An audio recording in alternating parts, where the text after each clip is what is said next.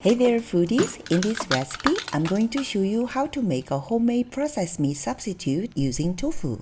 Cooking ground tofu can be tricky due to its high moisture content, but here's a great trick. Break it up into small pieces and freeze it for a couple of hours. Once it's frozen, the excess water separates from the tofu, making it firmer and easier to squeeze out even more moisture. If you happen to freeze the whole tofu, just wait until it has completely thawed and then crumble. When you're ready, fry it up in some sesame oil until crispy golden brown. Turn off the heat and add soy sauce to the pan. Quickly stir fry the tofu with soy sauce to ensure it's evenly coated. Since the pan is still hot, the soy sauce will be slightly caramelized during this process, adding depth of flavor. Then add sugar and black pepper to make bulgogi seasoning. Once the seasoning is evenly mixed, turn the heat back on to medium and stir fry for a minute or two. You can add vegetables at this point if you want to. Wait, one more thing. You can use your own favorite seasoning to make this dish. For example,